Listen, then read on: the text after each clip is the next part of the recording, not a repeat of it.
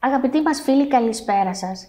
Ιατρικός Σύλλογος Κοζάνης, με την υποστήριξη του Top Channel, η εκπομπή Υγιεινές Συζητήσεις, μία εκπομπή που πάντοτε έχει στόχο να σας βοηθήσει να διαχειριστείτε την υγεία σας καλύτερα. Εσείς και όλοι οι πολίτες της Περιφερειακής Ενότητας Κοζάνης και όπου αλλού εκπέμπουμε. Αλλά πολλές χρήσιμες πληροφορίες ακόμα και για μας. Να ξέρουμε κάποια πράγματα υγειονομική της περιοχής, να δίνουμε βασικές απαντήσεις όταν μας ρωτάνε οι ασθενείς μας στο γιατρείο.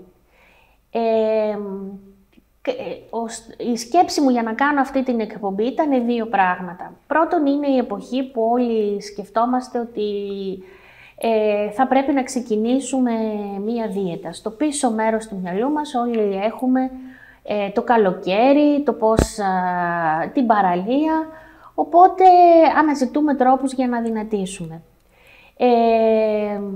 Οι περισσότεροι από εμάς θα προσπαθήσουμε να χάσουμε κιλά. Για να δούμε λοιπόν πώς μπορεί να γίνει αυτό. Θα βρούμε μία δίαιτα σε ένα περιοδικό. Αυτό πλέον δεν πολύ υπάρχει γιατί δεν κυκλοφορούν και πολλά περιοδικά πλέον. Άρα η επόμενη λύση πολύ θα ανατρέξουμε στο διαδίκτυο. Βλέπουμε πολλές φορές να γίνεται αναφορά σε συγκεκριμένες δίαιτες και πολλές φορές να πέφτουν και μπανεράκια διαφημιστικά εκεί που διαβάζουμε και να λένε κατεβάστε αυτή την εφαρμογή, θα γίνει αυτή η δίαιτα, θα το διαχειριστείτε έτσι.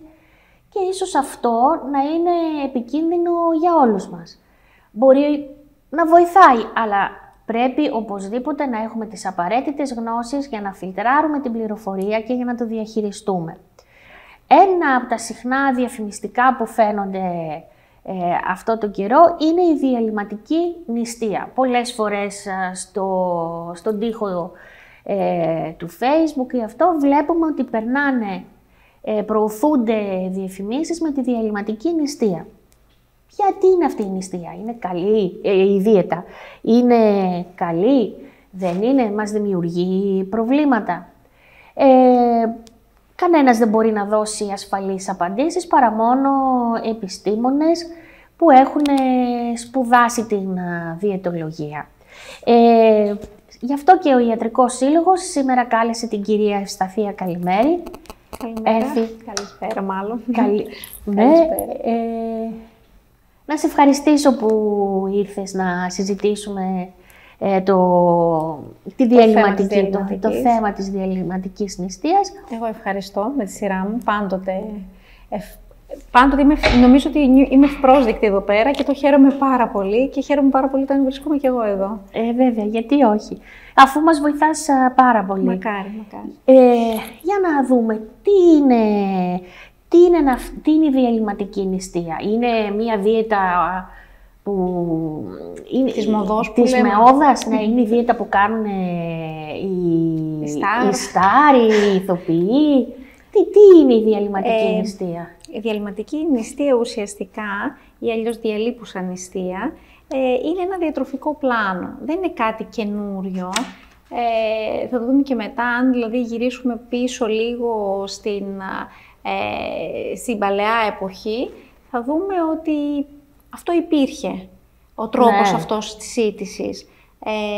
Είναι ένα διατροφικό πλάνο ουσιαστικά, το οποίο στηρίζεται, έχει μάλλον σαν βάση τις εναλλαγές μεταξύ νηστείας και νηστεία όχι με την έννοια που εμείς την έχουμε στο μυαλό μας στην θρησκευτική παράδοση, δηλαδή αποχή από κάποια τρόφιμα, πλήρη νηστεία, το λεγόμενο fasting που χρησιμοποιείται με την αγγλική ορολογία ή την αμερικάνικη, που σημαίνει πλήρη αποχή από το φαγητό, από οτιδήποτε μπορεί να ανεβάσει τα επίπεδα της γλυκόζης.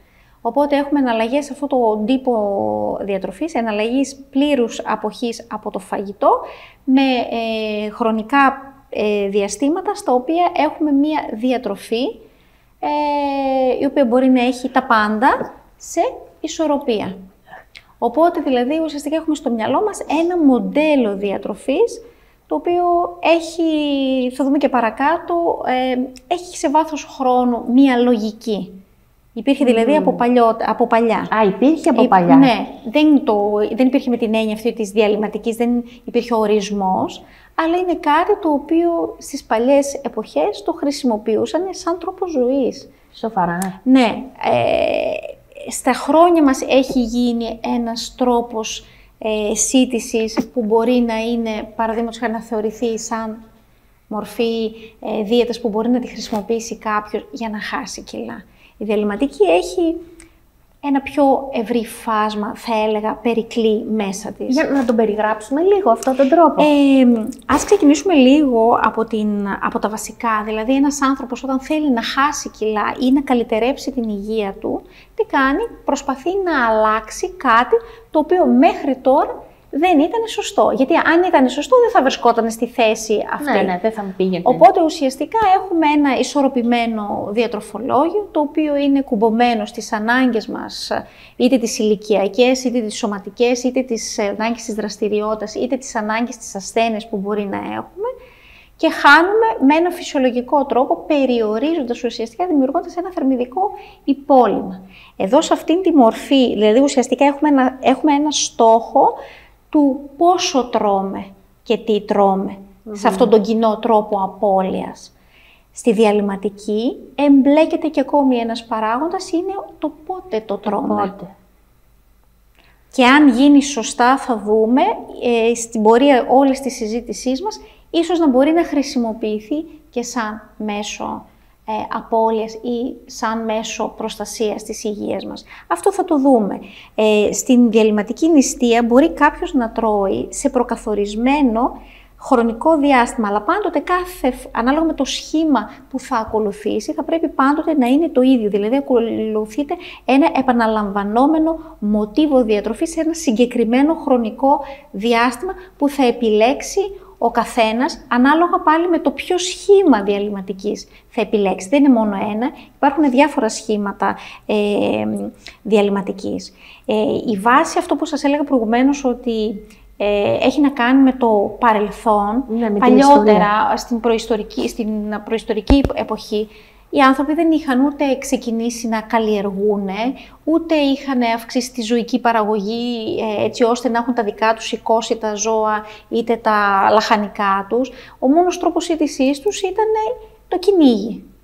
Άρα κυνηγούσες, είχε στροφή, είχε ένα παραδείγματος χάρη αγριογούρουνο, θα το ψήνανε, θα τρώγανε, θα γεμίζανε ουσιαστικά τις λιποποθήκες, θα τρώγανε 1, 2, 3, 4 μέρες.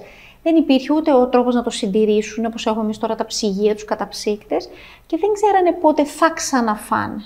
Με αποτέλεσμα, στα χρόνια αυτά, ο οργανισμός είχε προσαρμοστεί σε ένα μοντέλο σύντησης, έτσι ώστε το σώμα να μπορεί να αντέχει και να απέχει πολλές μέρες από το φαγητό. Μάλιστα. Δηλαδή, έχει πίσω βάση. Επίσης, θέλω να πω ότι πριν 50 χρόνια, παραδείγματος χάρη, δεν υπήρχε το ίντερνετ. Δεν υπήρχαν όλα αυτά τα serial, τα show, όλη η τηλεόραση τελείωνε 11 η ώρα, τελείωνε, ο κόσμος πήγαινε για ύπνο. Δεν ξενυχτούσε τόσο ο κόσμος. Οπότε, αν το σκεφτούμε και από εκείνο και με αυτή τη λογική, η αλλαγή του τρόπου ζωής πλέον έχει οδηγήσει σε αλλαγή του τρόπου σύντησης. Δηλαδή, έχουμε τώρα εδώ πέρα, πλέον στις μέρες μας, περισσότερη κατανάλωση θερμίδων, γιατί τρώμε πολύ περισσότερο, γιατί καθόμαστε πολύ περισσότερο, ξενυχτάμε πολύ περισσότερο με το ίντερνετ, τα ηλεκτρονικά παιχνίδια, έχουμε περιορισμένη κίνηση, οπότε εκείνος ο τρόπος σύντησης που τρώγαμε όταν έπρεπε δεν υπάρχει πλέον. Ναι. Υπάρχει μια πληθώρα αγαθών και ένας ακατάστατος τρόπος διατροφής. Άρα βλέπουμε ότι εκείνο που υπήρχε τότε, που ήταν μια μορφή διαλυματικής νηστείας, στην πάροδο του χρόνου, με την τεχνολογία, με την αλλαγή του τρόπου ζωής, έφτασε στις μέρες μας και έχουμε τα μεγάλα ποσοστά παχυσαρκίας, ασθενειών που σχετίζονται με μεταβολικά νοσήματα και την ανάγκη μας πλέον ίσως να ξαναγυρίσουμε σε προηγούμενες καταστάσεις, με πιο εξευγενισμένο βέβαια τρόπο. Δηλαδή αυτό που λέμε πριν 50 χρόνια, σηκωνόταν ο άνθρωπος το πρωί, πήγαινε στο χωράφι. Στη δουλειά του. Ναι, στη δουλειά. Γύριζε, θα έτρωγε με την οικογένειά του, θα πηγαίνανε μία βόλτα, το πολύ να πηγαίνανε ένα σινεμά ή θα υπήρχε μία σειρά, εγώ θυμάμαι το θέατρο του Σαββάτου. Δηλαδή, δεν θυμάμαι να ήμασταν ώρες στην τηλεόραση, υπήρχε άλλη, βγαίναμε, συγκεντρωνόμασταν παρέες, κοιμόταν ο κόσμος νωρίς. Ναι, δεν καθόμασταν μέχρι τις 4-5. Έχει αλλάξει ο τρόπος ζωής και όλο αυτό έχει κόστος στον άνθρωπο. Μάλιστα.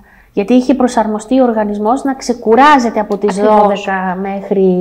Και να ξεκουράζεται φυσιολογικά, οπότε να κάνει από μόνος του νηστεία, αποχή από την τροφή, γιατί κοιμόταν φυσιολογικά.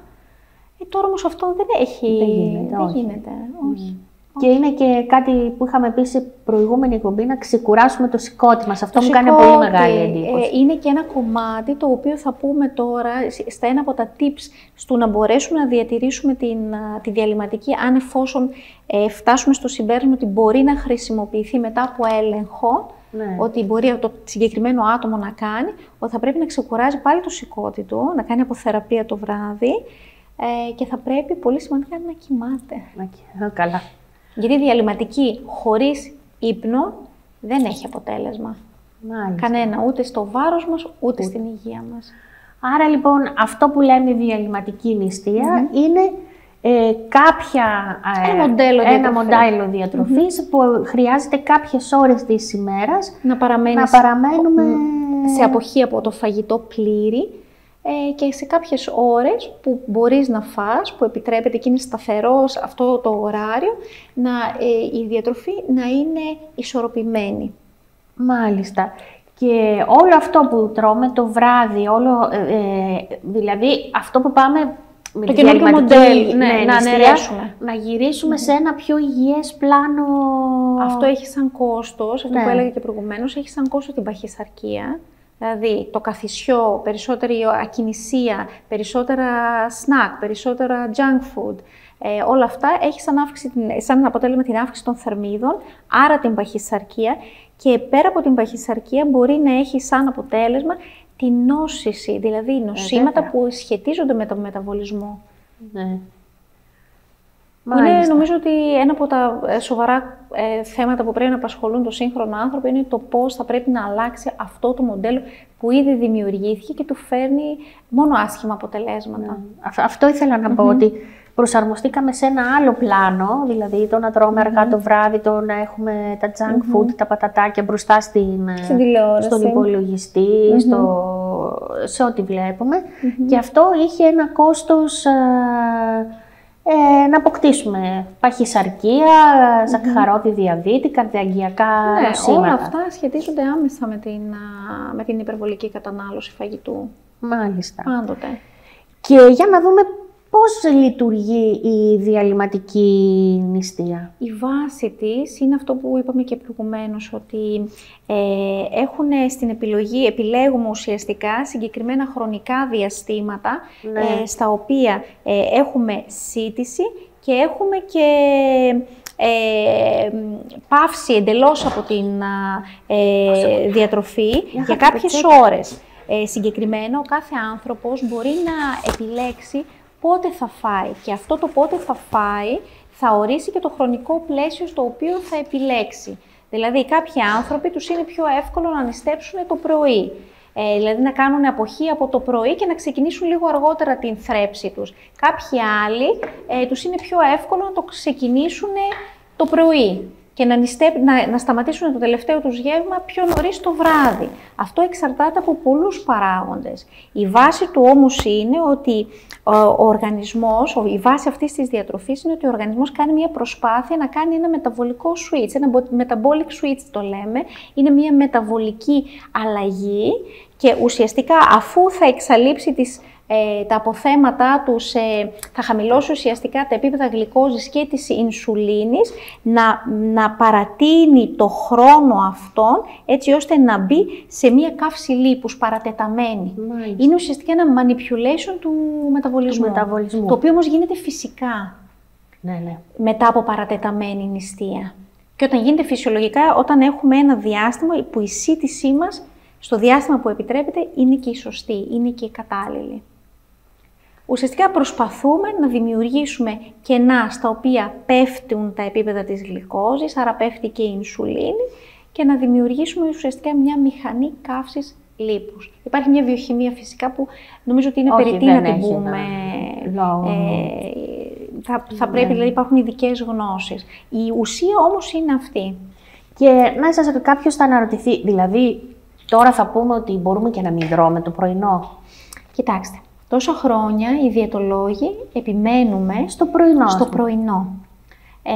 Εγώ συνεχίζω να επιμένω στο πρωινό, αλλά πολλές φορές λόγω των φαινομένων της γλυκόζης, λόγω του φαινομένου Down, λόγω ίσως και πολλές φορές φαγητού το βράδυ, πολλές φορές η πείνα μας το πρωί δεν είναι και καθαρή, είναι ψευδής πείνα. Εγώ θα έλεγα ότι μπορεί ένας άνθρωπος, αν πούμε ότι θα φτάσουμε στο σημείο να πούμε ότι είναι εφαρμόσιμη η διαλυματική, αν όντως πεινάει το πρωί, να ξεκινάει με κανονικό, με ένα σχήμα που ξεκινάει το πρωί. Ένας άνθρωπος όμως που μπορεί να το τραβήξει λίγο πιο πέρα, μπορεί να ξεκινήσει την διαλυματική του πιο μετά, χωρίς να έχει κόστος. Γιατί ουσιαστικά θα μάθει να εκπαιδεύει το σώμα του.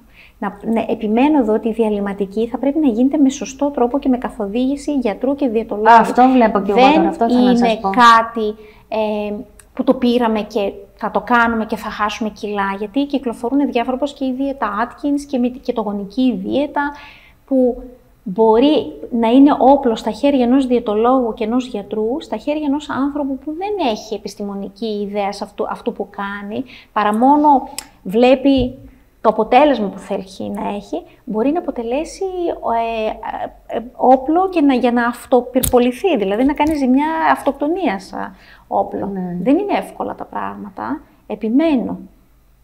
Μάλιστα. Δηλαδή αυτό προσπαθώ και αυτό θέλω να τονίσουμε εδώ τώρα στους τηλεθεατές μας. Υπάρχει πάντοτε έγκριση του θεράποντα γιατρού. Έχουμε έναν προσωπικό γιατρό παθολόγο. Θα πρέπει να κάνουμε τις εξετάσεις μας. Όλες να δούμε αν όντως συντρέχει λόγος να κάνουμε κάποιο τέτοιο. Γιατί για μένα η διαλυματική, και θα το πω και μετά, είναι ένα ιατρικό σχήμα. Είναι ένας τρόπος σύντησης που χρησιμοποιείται για θεραπευτικούς λόγους κυρίως. Δηλαδή δεν είναι κάτι... Γιατί η παχυσαρκία είναι μια χρόνια φλεγμονή, το οποίο σημαίνει ότι εμείς εδώ θέλουμε να βρούμε θεραπεία και σωματική και ψυχολογική, γιατί έχουμε πει ότι η παχυσαρκία μπορεί πολλές φορές να συνδέεται και με στρεσογόνους παράγοντες. Άρα πρέπει να είμαστε πάρα πολύ προσεκτικοί, έτσι ώστε ακόμα και οι ώρες που θα κάνουμε νηστεία να είναι οι κατάλληλες σύμφωνα με αυτές που θα αντέχει το σώμα μας, η ιδιοσυγκρασία μας, το πρόγραμμά μας, οι δραστηριότητές μας, αλλά και ο χρόνος στον οποίο εμείς σιτιζόμαστε, που θα επιλέξουμε να είναι οι ώρες της σύντησής μας, να είναι τα πάντα ισορροπημένα. Θα επιμείνω και παρακάτω ότι θα πρέπει να είμαστε καλυμμένοι από παντού, προκειμένου να την εφαρμόσουμε. Ναι. Δηλαδή δεν είναι, βλέπω την εφαρμογή, την κατεβάζω και μου βγάζει εφαρμογή πρόγραμμα. Αυτό φίλοι μου να μην το κάνετε. Αυτό μπορεί να είναι και επικίνδυνο. Είναι επικίνδυνο, όπως και κυκλοφορούν διάφορα site με κέτο δίαιτες, με τέτοια. Δεν παίζουμε με τα κετονικά σώματα και ιδίως άνθρωποι οι οποίοι, θα δούμε και είναι και οι άνθρωποι οι οποίοι δεν μπορούν να εφαρμόσουν αυτή τη δίαιτα. Άνθρωποι που από μόνοι τους, δηλαδή σε χροδιαβητική τύπου 1, μπορούν να αυξήσουν τα κετονικά σώματα και να κάνουν ζημιά. Δεν μπορούν να κάνουν όλοι. Αυτό είχαμε δει και μία έρευνα μαζί. Καλό θα είναι να την αναλύσουμε και σε μια άλλη εκπομπή για την κετογονική δίαιτα, η οποία, παραδείγματος χάρη, εγώ όταν είχα κάνει το tutor options μου στο μεταπτυχιακό, θυμάμαι τότε είχα κάνει την εργασία σχετικά με την κετογονική δίαιτα και την επίδραση που έχει πάνω στα επιληπτικά παιδιά. Η κετογόνος δίαιτα μπορεί να βοηθήσει άτομα με επιληψία, αλλά γίνεται με συγκεκριμένο τρόπο σε άτομα που μπορεί να είναι φαρμακοανθεκτικά. Λαμβάνουμε πολλές μεταβλητές και γίνεται πάντοτε με παρακολούθηση ιατρική, εργαστηριακή, βιοχημική. Δεν είναι απλά τα πράγματα. Μάλιστα. Οπότε,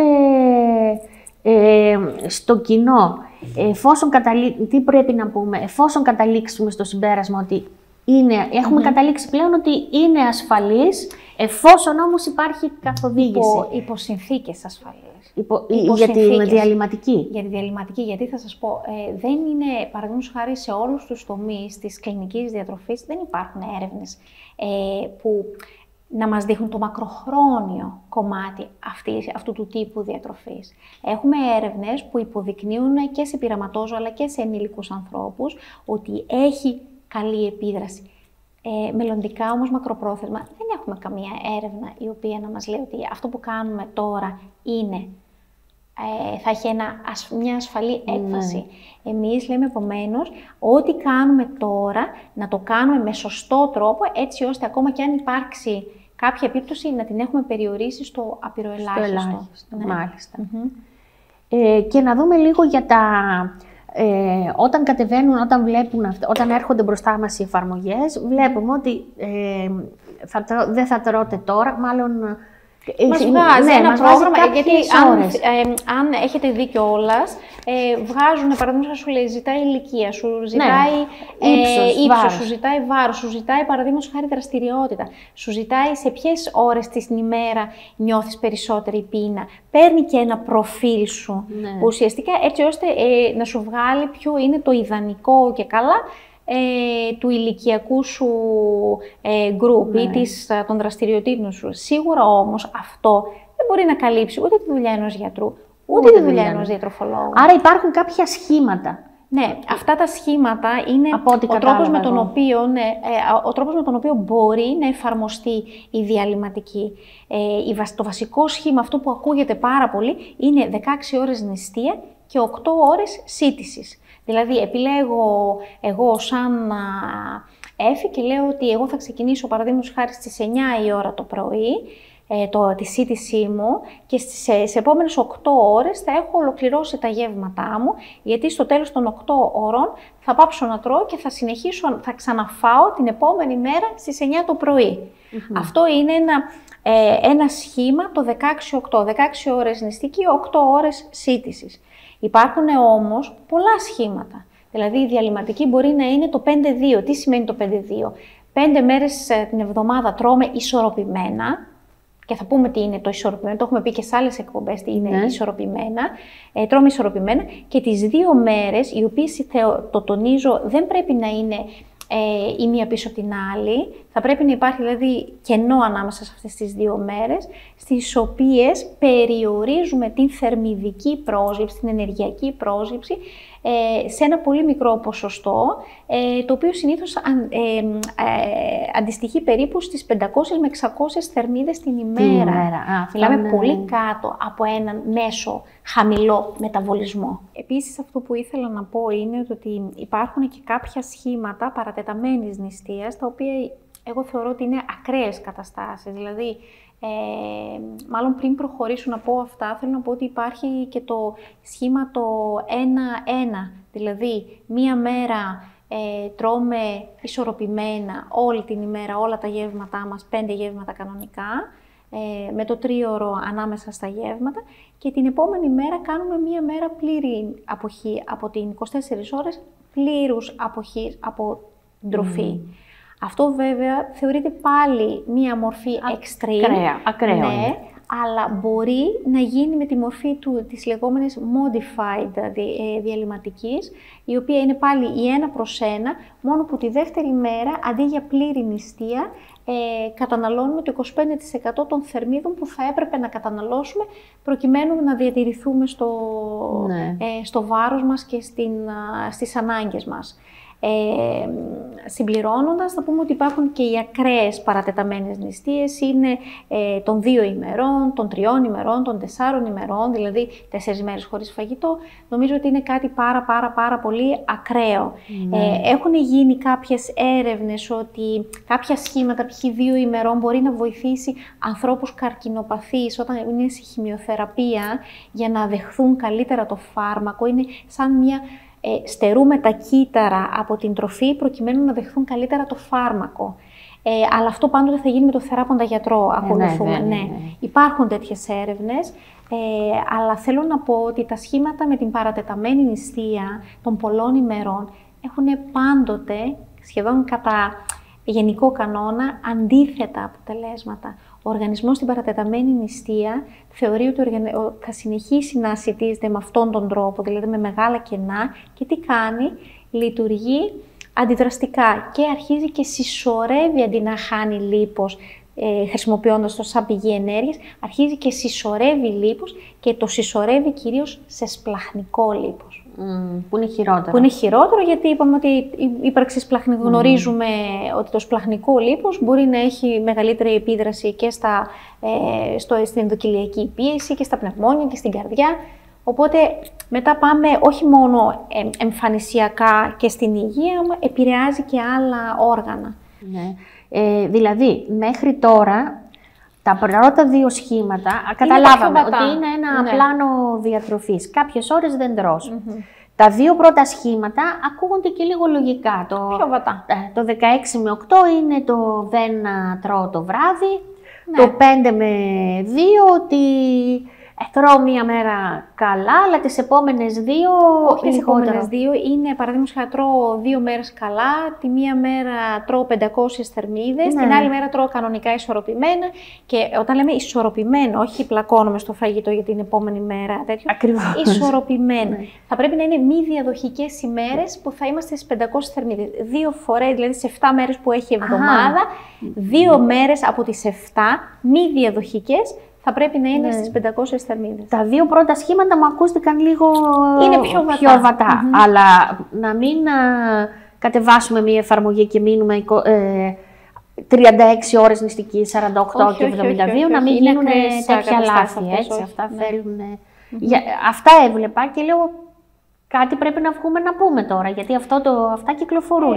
Δυστυχώς, ναι, υπάρχει γενικά η παραπληροφόρηση. Και επίσης το να μείνεις και 3 μέρες νηστική, όχι μόνο δεν χάνεις, αλλά αποθηκεύεις λίπος, δηλαδή γιατί ο οργανισμός όχι απαραίτητα, μπορεί όμως να συμβεί, δηλαδή παρατεταμένη νηστεία συνήθως σε πολλά άτομα, σε πολλούς οργανισμούς εξαρτάται από το πόσο εξαντλημένοι είναι, από το πόσο καλά σιτίζονται πριν. Όλο αυτό μπορεί να λειτουργήσει αντίστροφα και αντί να χρησιμοποιούμε το λίπος για παραγωγή ενέργειας, να το αποθηκεύει ο οργανισμός. Γιατί πάντοτε λειτουργεί προστατευτικά. Και πόσο διάστημα μπορεί να πάρει σε κάποιον να προσαρμοστεί? Να προσαρμοστεί είναι η ερώτηση που συνήθως μου κάνει πολλοί κόσμος. Συνήθως ένα εύλογο χρονικό διάστημα είναι από 2 έως 4 εβδομάδες. Δηλαδή, κάποιος άνθρωπος μπορεί πιο εύκολα να προσαρμοστεί στις 2 εβδομάδες, κάποιοι θέλουν λίγο παραπάνω. Η διαλίπωση, αυτό που θα πρέπει ουσιαστικά να τονίσω είναι ότι υπάρχει μια έντονη αίσθηση της πείνας. Πολλοί άνθρωποι δεν την αντέχουν. Βέβαια. Πολλοί άνθρωποι την αντέχουν, βγάζουν όλη αυτή την προσαρμογή, τη φέρουν σε πέρας και φαίνεται από επιστημονικές έρευνες ότι οι άνθρωποι οι οποίοι κατάφεραν να φέρουν σε πέρας αυτό το δοκιμαστικό, εγώ θα έλεγα την περίοδο τη δοκιμαστική, ότι γενικά εμένουν στη διαλυματική, γιατί τους κάνει και νιώθουν περισσότερη ευεξία. Οι μηχανισμοί, οι πλήροι μηχανισμοί δεν είναι γνωστοί ακόμη. Όμως δείχνει σε έρευνες με στατιστικά σημαντικά αποτελέσματα, ότι όντως αυτοί οι άνθρωποι που εμένουν και μπορούν και φέρουν σε πέρας την περίοδο της προσαρμογής, ότι τη συνεχίζουν και νιώθουν και καλά. Γενικά, σύμφωνα με επιστημονικές έρευνες, θα πρέπει να ξέρουμε ότι, μάλλον έχουν δείξει ότι όταν νηστεύει ο οργανισμός, απέχει από την διατροφή, από τη σύντηση γενικώς, από 10 έως και 16 ώρες, αυτό έχει σαν αποτέλεσμα να χρησιμοποιεί ουσιαστικά τις ήδη υπάρχουσες αποθήκες του σαν πηγή ενέργειας. Δηλαδή απελευθερώνονται κετώνες στην κυκλοφορία του αίματος, αλλά μιλάμε για κετώνες οι οποίες όμως συνοδεύονται από χαμηλά ζάχαρα και χαμηλή ινσουλίνη. Γιατί δεν πάμε στην περίπτωση των διαβητικών, των ινσουλινοεξαρτώμενων, για να μην μπερδεύεται ο κόσμος και να μην εκτίθεμαι κι εγώ. Αυτό όλο μπορεί να ενθαρρύνει κάποιον, όλη αυτή η μεταβολική διαδικασία μπορεί να ενθαρρύνει κάποιον στην απώλεια του βάρους. Και για να δούμε τώρα, τι μπορεί να φάει κανείς όταν έχει αυτή τη διαλύση, όταν ακολουθεί αυτόν τον τρόπο καταρχήν, δίαιτας? Να ξεκινήσουμε λίγο για το διάστημα στο οποίο ο άνθρωπος νηστεύει. Δηλαδή, απέχει εντελώς, πλήρως από τη σύντηση. Σε εκείνες τις ώρες, π.χ. στις 16 ώρες, κάποιος από αυτές θα κοιμάται. οπότε δεν έχει ανάγκη του να φάει κάτι. Τις ώρες όμως που είναι στην νηστεία αλλά είναι όρθιος, μπορεί να πίνει σίγουρα νερό, μπορεί να καταναλώνει βότανα, τσαγάκια, ή καφέ, τα οποία φυσικά δεν περιέχουν μέσα ζάχαρη, γάλα, μέλι, δηλαδή είναι κενά σε θερμίδες. Αυτά μπορεί να τα καταναλώσει άφοβα. Και όπως θα δούμε και παρακάτω, ένα από τα tips είναι η σωστή ενυδάτωση. Θα μου πεις με τον καφέ θα κάνουμε ενυδάτωση? Όχι, αλλά μπορούμε να υποστηρίξουμε την ενυδάτωση καλύπτοντας τις ανάγκες μας σε νερό, με βάση το σωματικό μας βάρος και το ιατρικό μας προφίλ, συν την ενυδάτωση που θα δεχθούμε από τα τσαγάκια, από διάφορα βότανα. Την υπόλοιπη ώρα, στην οποία σιτιζόμαστε, μπορούμε να σιτιζόμαστε, θα πρέπει να προσέξουμε πάρα πολύ, γιατί η διατροφή μας πρέπει να είναι ισορροπημένη. Αυτό είναι τώρα. Και φυσικά το gold standard όλων των διαιτολόγων και των γιατρών είναι η μεσογειακή διατροφή. Δηλαδή δεν θα πρέπει να αποκλίνουμε τις ώρες που τρώμε από τον κανονικό γευματισμό, που συνήθως μέσα, αν πούμε ότι πάρουμε ένα σχήμα, παράδειγμα, το 16-8, στις 8 ώρες δεν μπορείς να κάνεις παραπάνω από 3 γεύματα. Από τη φύση σου, δηλαδή ο οργανισμός δεν μπορεί να δεχθεί παραπάνω ενεργειακά, γιατί είναι ένα χρονικό διάστημα στο οποίο, αν πούμε ότι θα διατηρήσουμε τις τριάδες και το τρίωρο, πάμε στις 9 ώρες. Οπότε, λίγο μικραίνουμε ένα από τα πιο μικρά γεύματα και κάνουμε ουσιαστικά 2 κύρια γεύματα και ένα πιο μικρό σαν σνακ πιο ελαφρύ. Ίσως αν επιλέξουμε το τελευταίο μας γεύμα να είναι γύρω στις 9. Αν κάποιος που θα ξεκινήσει 1 η ώρα, τα γεύματά του θα τελειώσει στις 9. Κάποιος που θα ξεκινήσει, παραδείγματος χάρη, στις 12 θα τελειώσει στις 8. Υπάρχει πολύ και το 14 ώρες νηστεία με 10 ώρες φαγητού. Και αυτός είναι ένας τρόπος διαλυματικής. Συνήθως βέβαια υπερτερεί το 16-8, αλλά μπορεί κάποιος να κάνει 14 ώρες νηστείας και 10 ώρες σύντησης. Και αυτό πολλές φορές μπορεί να το κάνει ένας άνθρωπος ο οποίος θέλει να τρώει το πρωί. Του είναι αναγκαιοπεινάει πραγματικά. Εκεί πέρα είναι πιο εφαρμόσιμο το 10-14. Δηλαδή όποιος θέλει να φάει πρωινό είναι το σχήμα 10-14. Ναι. Και αυτό που ήθελα να πω προηγουμένως να προσθέσω είναι ότι στο gold standard που ακολουθούμε όλοι οι διαιτολόγοι της μεσογειακής διατροφής, το ακολουθούμε γιατί μια διατροφή η οποία βασίζεται σε ξηροκάρπια, σε όσπρια, σε πράσινα φυλλώδη λαχανικά, σε άλυπη πρωτεΐνη, π.χ. κοτόπουλο, γαλοπούλα, ψάρι, λαχανικά, ελάχιστα ζυμαρικά ή διάφορα δημητριακά με τη μορφή σπόρων ή οτιδήποτε, όταν ο άνθρωπος σιτίζεται και βασίζεται σε αυτό, δεν μπορεί και ποσότητα περισσότερη να φάει, αλλά δεν υπάρχει κίνδυνος έτσι ώστε να καταφύγει σε υπερβολές. Δηλαδή, σου λέει ο άλλος ότι εγώ θα κάνω τη διαλυματική, αλλά στις 8 ώρες θα καταναλώσω ό,τι μπορείς να φανταστείς σε γλυκό, σε απλώς υδατάνθρακα, σε ζάχαρη, σιρόπια, παγωτά, γλυκά. Αυτό δεν είναι διαλυματική. Και δεν θα έχει και αποτέλεσμα, έτσι. Το πιο πιθανό είναι και ατονία να νιώσει και οξυδώνεται σαν οργανισμός από την πολλή τη ζάχαρη, είτε από τα άμυλα είτε από τους υδατάνθρακες, και τα τριγλικερίδια του θα ανεβάσει, που συνήθως στη διαλυματική όταν γίνεται σωστά κατεβαίνουν τα τριγλικερίδια, και τα λιπίδια αίματος του γενικώς θα ανεβάσει, και μπορεί και από αυτά τα διαλύματα αντί να κατεβάσει τα επίπεδα του σακχάρου του, που έχει επίδραση στο πρωινό ζάχαρο, να τα ανεβάσει. Οπότε λίγο προσοχή στο τι θα κάνουμε. Να προχωρήσουμε λίγο στο καθιερωμένο διαφημιστικό διάλειμμα και να συνεχίσουμε μετά με τα ωφέλη. Με τα ωφέλη, ίσως και με την ασφάλεια. Ναι, με την ασφάλεια. Και κάποια tips. Ναι, και κάποια tips με το πώς πρέπει να το διαχειριστούμε. Ναι. Ή αν δεν γίνεται σωστά, τι μπορεί να έχουμε, τι επιπτώσεις μπορεί να έχουμε. Σε λίγο, φίλοι μας, πάλι μαζί σας.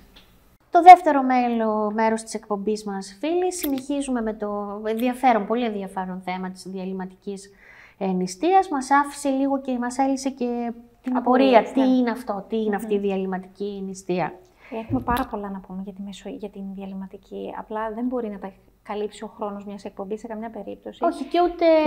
Και υπάρχουν και κάποια μυστικά, τα οποία είναι πολύ πολύ εξειδικευμένα και νομίζω ότι δεν απασχολούν μια γενική γνώση. Ναι. Απασχολούν μια ειδική, αν θα έρθει κάποιος στο γραφείο μας ή αν θα πάει σε έναν γιατρό. Ναι.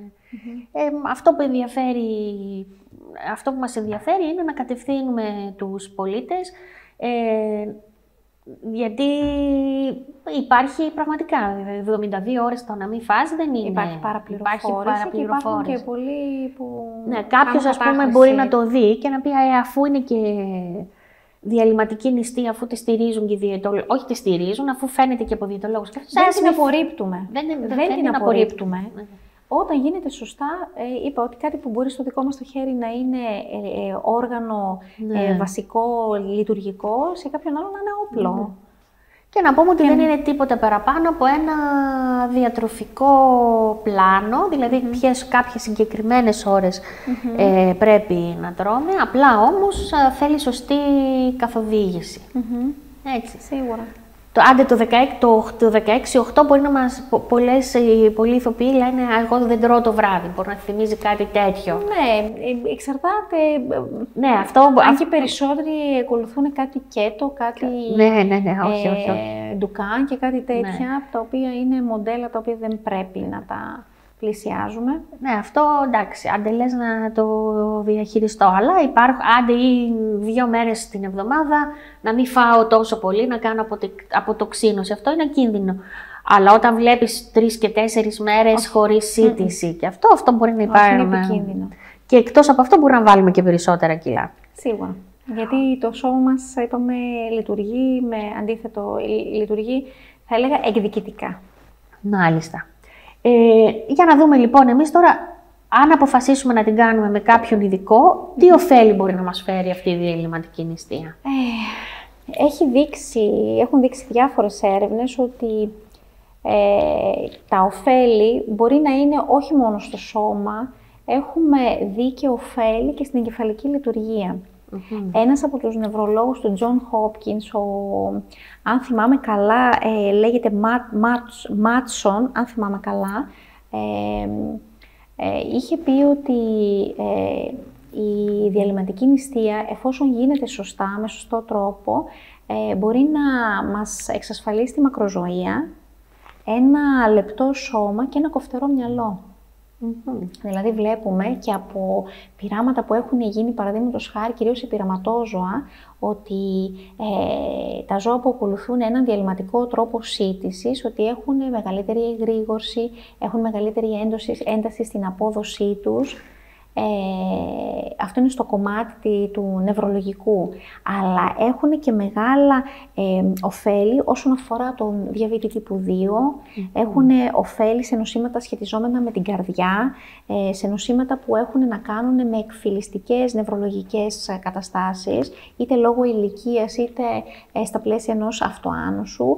Έχει επίδραση στο γενικό, παραδείγματος χάρη, δείκτη φλεγμονής στο σώμα, που μπορεί να σχετίζεται είτε με αυτοάνοσα νοσήματα, είτε μπορεί να σχετίζεται με φλεγμονώδεις καταστάσεις του εντέρου. Γενικά βλέπουμε ότι έχει πληθώρα ερευνών που δείχνουν τα ωφέλη, αλλά επιμένω πάλι ότι δεν υπάρχουν κλινικές μελέτες που να δείχνουν κάτι μακροπρόθεσμα. Οπότε ό,τι γίνεται, επιμένω ότι πρέπει να γίνεται υπό παρακολούθηση. Και όχι μόνο να πάμε με επίσκεψη στο γιατρό, να κάνουμε και τις κατάλληλες αιματολογικές τακτά χρονικά διαστήματα.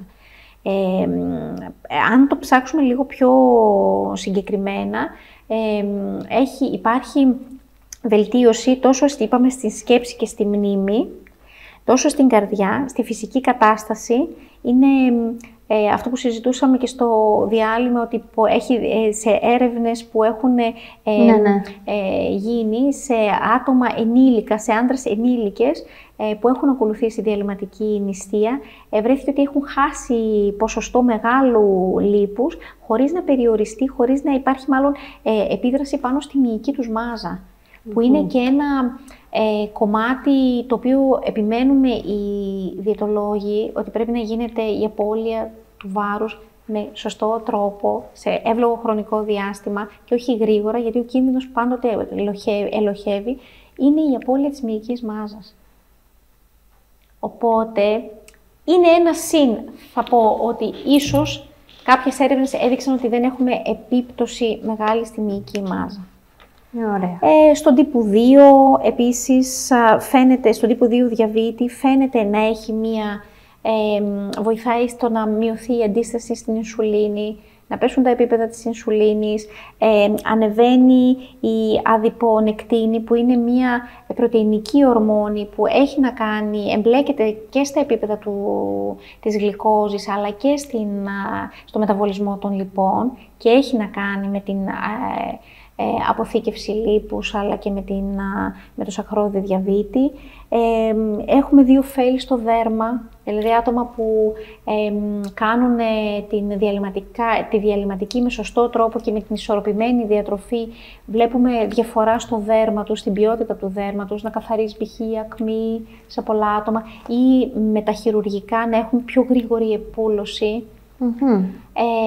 Αλλά όλα αυτά είναι σε έρευνες οι οποίες σε βάθος χρόνου δεν έχουν δοκιμαστεί. Υπάρχουν επομένως, βλέπεις, ωφέλη. Μάλιστα.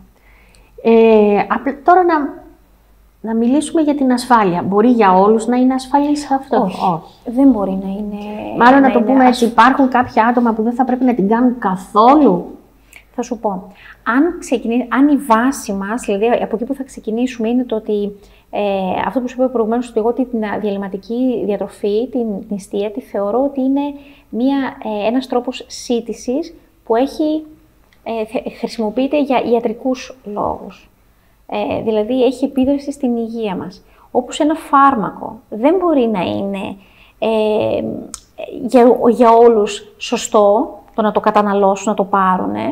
Έτσι και η διατροφή, η διαλυματική, δεν μπορεί να απαντά σε όλους τους ανθρώπους. Σίγουρα υπάρχουν περιορισμοί πρώτον στο χρονικό, στην ηλικία έναρξης της. Κάτω από 18 δεν υπάρχει περίπτωση ποτέ να συζητήσουμε κάτι τέτοιο. Και γιατί αυτό ήταν λίγο πρόκληση τώρα, αυτό που είπες για το δέρμα και την ακμή. Μπορεί κάποιος να σκεφτεί κάτσε να την κάνω και ειδικά στην εφηβεία που έχουμε επεισόδια. Στην εφηβεία καταρχήν, όταν υπάρχει από κάτω αυτό που υπάρχει, έχει ένα και χρόνο για να ολοκληρωθεί. Δηλαδή κάποια στιγμή μπαίνει ένα τέλος, αλλά στην ακμή, αλλά αυτό πρέπει να κάνει τον κύκλο του. Υπάρχουν φάρμακα, υπάρχουν τέτοια, να μην τα μπλέκουμε όλα.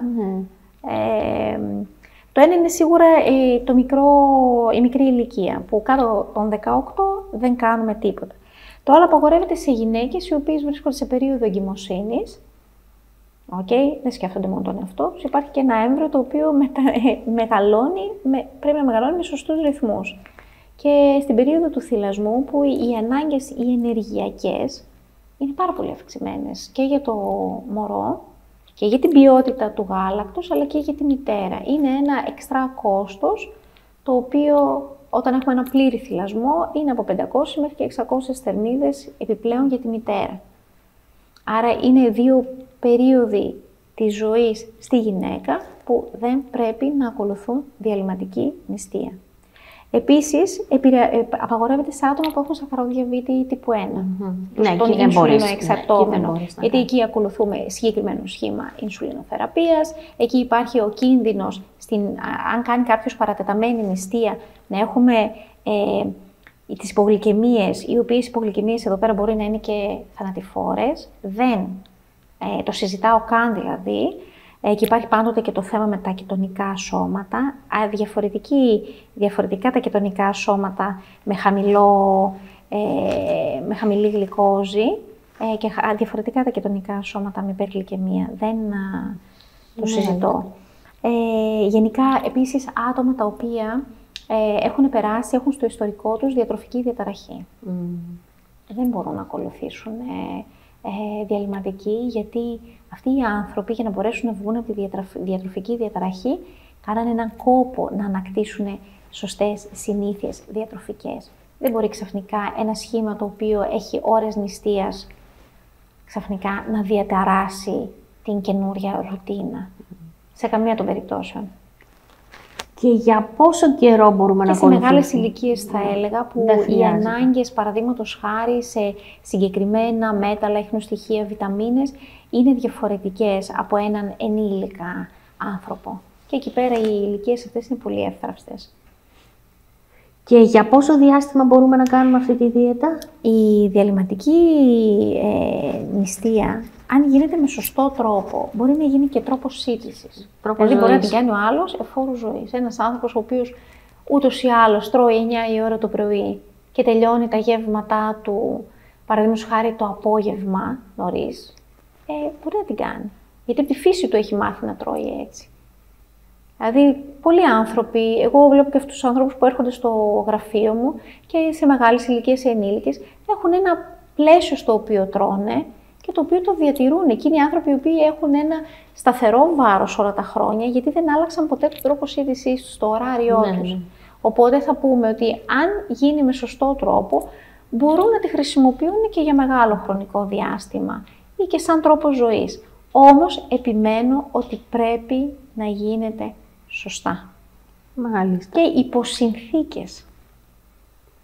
Οι συνθήκες είναι εξατομικευμένες. Επιμένω. Αυτό. Πάντοτε. Γι' αυτό υπάρχει ο θεράπων γιατρός που έχει το πλήρες ιστορικό μας και υπάρχει και ο κλινικός διατροφολόγος ο οποίος παίρνει το ιστορικό και συνεργάζεται με τον γιατρό. Και κάποια έτσι, για να μείνει κάποιος στην διαλυματική νηστεία, που εγώ θα έλεγα είναι ένας τρόπος ζωής, κάποια tips ας πούμε για να μην τρώμε το βράδυ. Εγώ πιο πολύ έτσι την έχω συνδυάσει τώρα, ότι αποφεύγω το βραδινό. Είναι ουσιαστικά, αν το καθίσουμε και το σκεφτούμε, είναι και τα tips που δίνουμε πάντοτε σε ένα σωστό ημερήσιο διαιτολόγιο.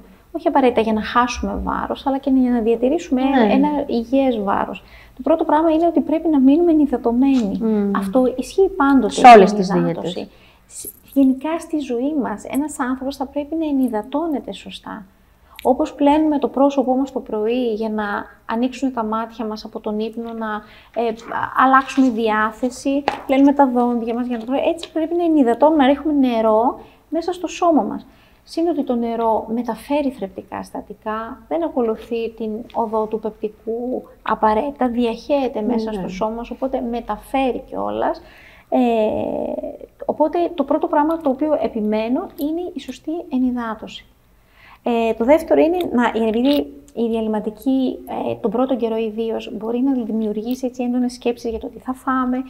Τις ώρες της νηστείας σκεφτόμαστε το φαγητό, πάρα πολύ έντονο. Αυτό είναι ένα περισσότερο ψυχολογικό τρίκ θα έλεγα, το να προσπαθήσουμε να αποπροσανατολίσουμε τις σκέψεις μας από αυτό. Δηλαδή όταν έρχεται η έντονη αίσθηση του τι θα φάμε ή πεινάμε πάρα πολύ, να μπορούμε να απασχολήσουμε τον εαυτό μας. Είτε να βγούμε να περπατήσουμε, είτε να καθίσουμε να πάμε να γράψουμε κάτι, είτε να διαβάσουμε, αν μπορούμε να συγκεντρωθούμε, γιατί πολλές φορές νηστικό αρκούδι δεν χορεύει.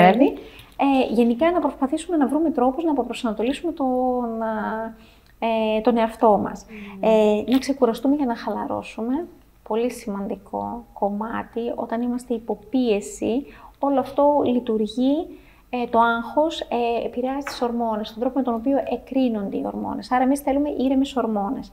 Άρα επιβάλλεται στη διάρκεια της ημέρας να υπάρχει χαλάρωση και ξεκούραση. Δύσκολο με εμάς. Δύσκολο, ναι. Αυτό είναι πολύ δύσκολο. Επίσης, πολύ σημαντικό να επιλέξουμε τρόφιμα τα οποία θα τρέφουν το σώμα.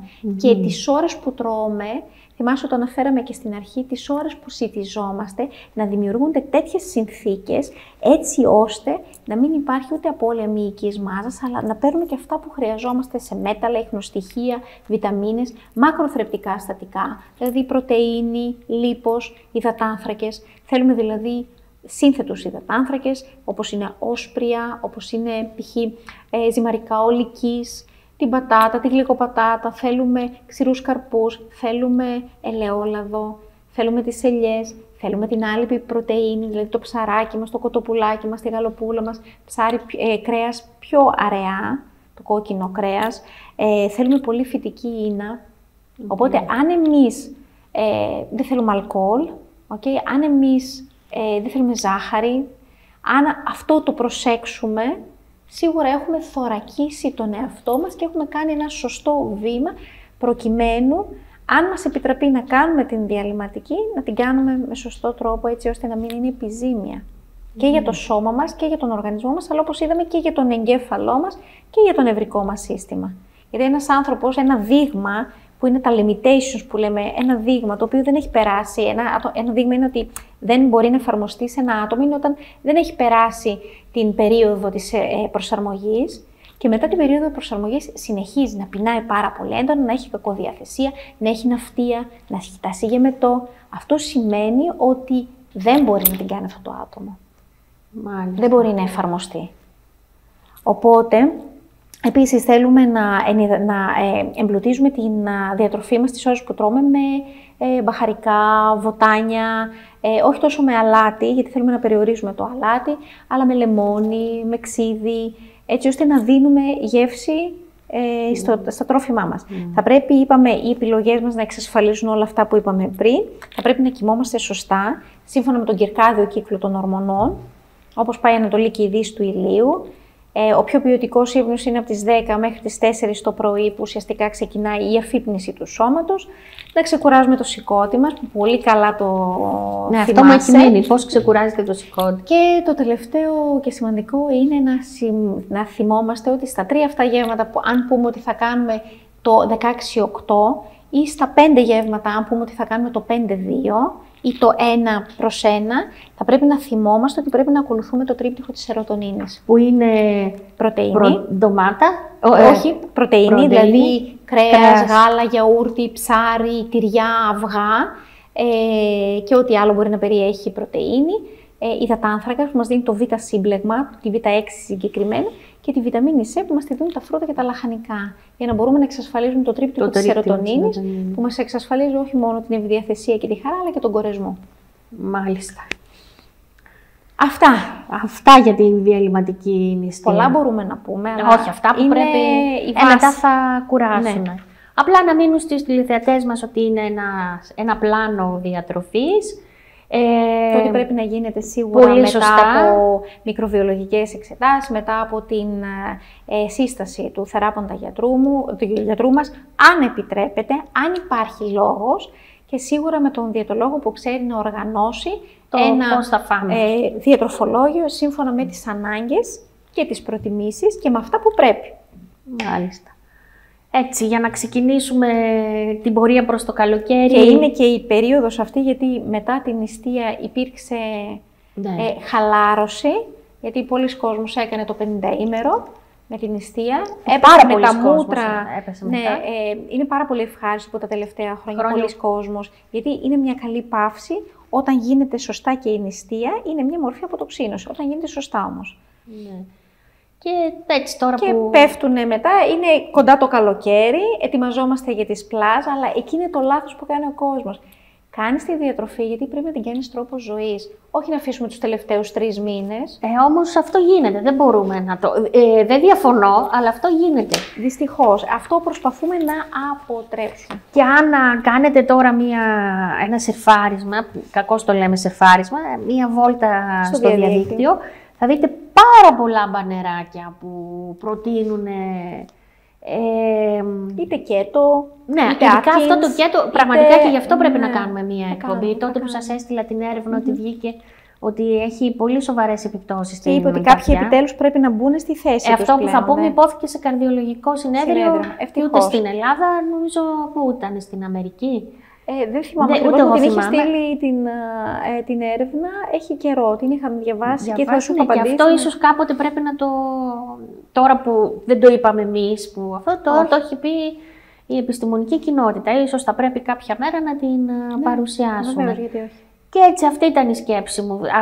Αν θα δείτε πραγματικά, αν σερφάρετε στο διαδίκτυο, θα δείτε πάρα πολλές διαφημίσεις αυτό τον καιρό σε ό,τι αφορά τη δίαιτα. Και πολλά βιντεάκια στο YouTube. Πάρα πολλά. Και θα προσέχουμε λίγο και τα βιντεάκια στο YouTube. Στο YouTube. Ποιος τα κάνει. Γιατί υπάρχουν πάρα πολλοί YouTubers ή δεν ξέρω πώς τους λένε έτσι, αυτούς που επηρεάζουν, έχουν πολλούς followers και τέτοια.